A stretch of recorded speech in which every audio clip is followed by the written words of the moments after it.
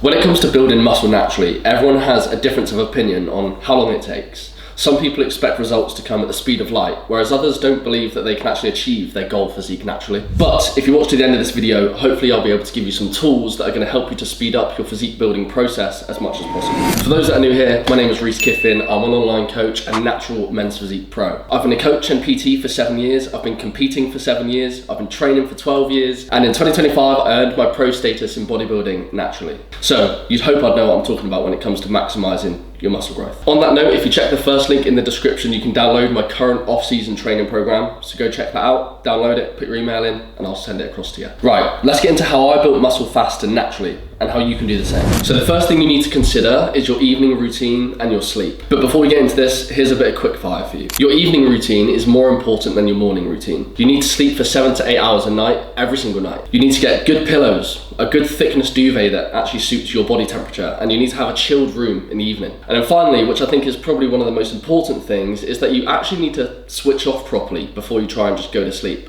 Now, I genuinely believe that we are in a sleep deprivation crisis right now. Most people get less than 7 hours sleep every single night and think it's fine just because they feel fine.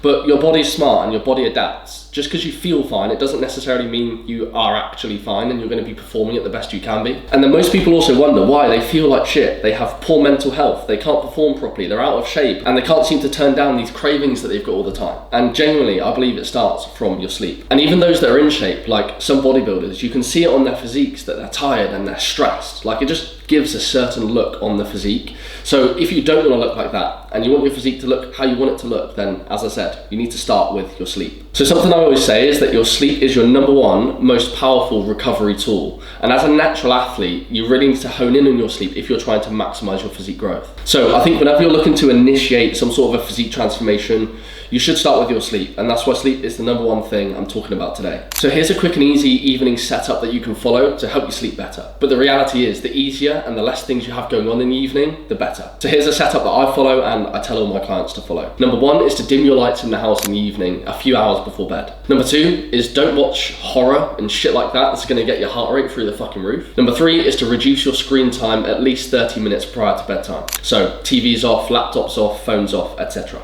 You can then spend 5 to 10 minutes doing some stretching or some meditation. You can then take a sleep aid like a ZMA, magnesium, or a different sleep aid if you want to.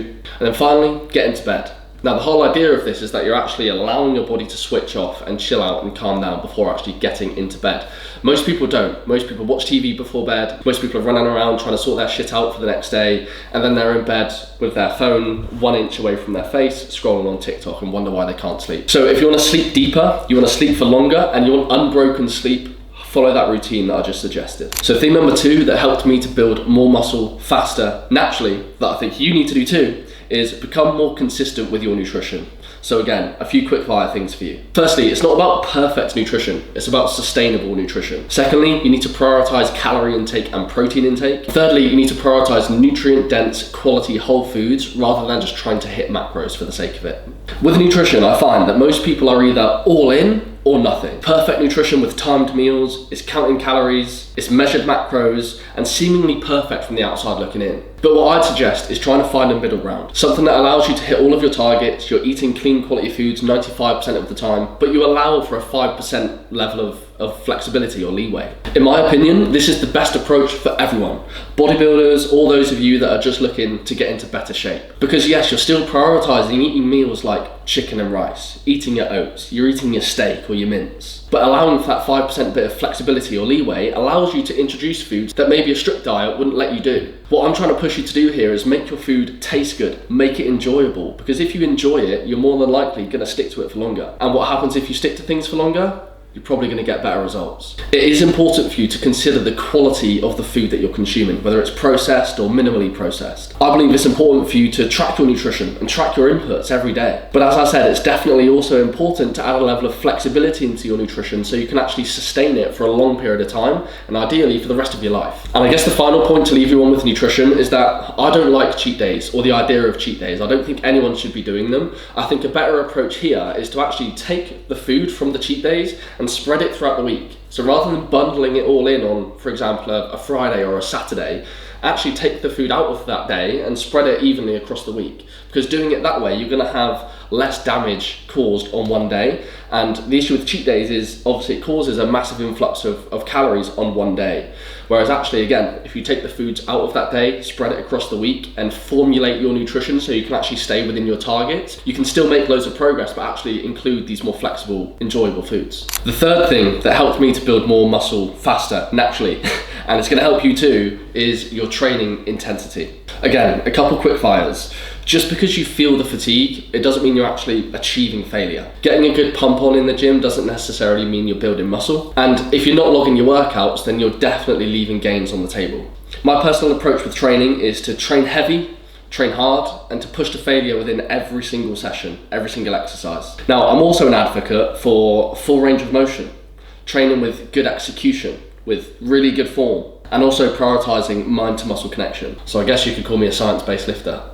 But in reality, I think the thing that produces the biggest muscle growth response is getting a nice balance of all of these things. Because yes, we want to prioritize mind to muscle connection and good form and good range of motion, but we also want to train fucking heavy and hard and push ourselves to complete and utter failure. And when we have that approach of training to that level of intensity, what happens? Your form breaks down a little bit. You can't connect with the muscle as well. But if you can prioritize these other things first, and then start to learn how to train with that level of intensity, as I said, that is what produces the biggest muscle growth responses, in my opinion and in my experience. So here is the blueprint to having 10 out of 10 sessions every single time. So the first thing is getting a new program in place that's actually structured for you, your physique and your goals. The second thing is to reset your training. Now this is an approach that I think maybe I've coined, I don't really know, but it's nice and simple, right? So what you have to do is just pull your weights down by 10 to 20%. Okay, so you've got a new program in place, these movements that maybe you've done before, pull your weights down by 10 to 20% of what you would normally do. I want you then, within your first week of that program, to focus on more controlled movements, a slower tempo, more focus on mind to muscle connection, more focus on achieving full range of motion, using proper form, proper execution of the movement, but still train to failure. So you're using slightly lighter weights and you're resetting the approach to training, but still going to failure within that. And then the third thing would be from week 2 onwards, you want to start increasing the load and pushing yourself a little bit harder with the amount of weight that you're using. But it's really, really important that you maintain the approach to training that I've just spoken about. Focus on range of motion, form, mind to muscle connection, etc. So now you want to make sure that you're forcing progress every single week, whether that be adding weights or reps, whether that be slowing the movement down or increasing the range of motion, or it can quite simply be having more control over a heavier weight that maybe once before you struggled with. So do this weekly, look for these progressions every single week, and make sure that you're pushing yourself to complete and utter failure on your final set of every exercise. And then the final thing, this is a golden coaching point by the way, is that when you start to plateau on certain movements from week 7, week 8 onwards, certain movements will start to slow down with progressions.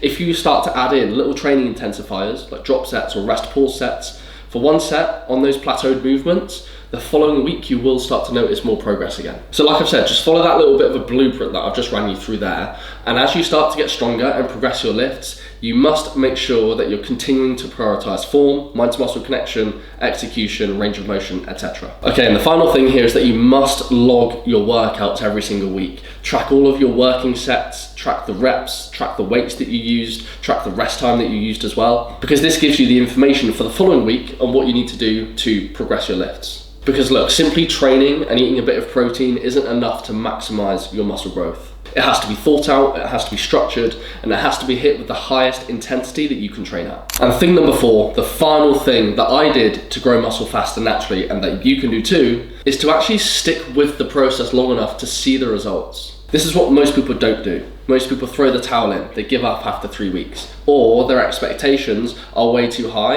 and the results don't meet the expectations, so they give up straight away. Most people expect to see massive changes and massive results in just a matter of months, but truth be told, I've never seen a normal person achieve dramatic results by trying to guess their way through the process. To transform your body isn't just a series of inputs. There's a lot to be considered, which is why, in my opinion, having a coach is a crucial part of you achieving your goal physique. Now, I can say this with certainty. Yes, I'm a coach myself, but I've also had a coach for 7 years. I've had mentors and I've had people helping me in other areas of my life, which has allowed me to get to the point where I'm at today. And quite simply, having coaches is the only way that I've been able to level up the way that I have, whether that's with my physique, with my finances, with my business, whatever it is, it's because I've hired people in those areas to help me get to that point. And being honest, you're no different. Now, I have a job as a coach for a reason. It's not just for the sake of it. I'm an expert in this field, and people come to me when they've struggled to achieve their best ever physique, when they've tried and they tested and it's failed and it's been years of graft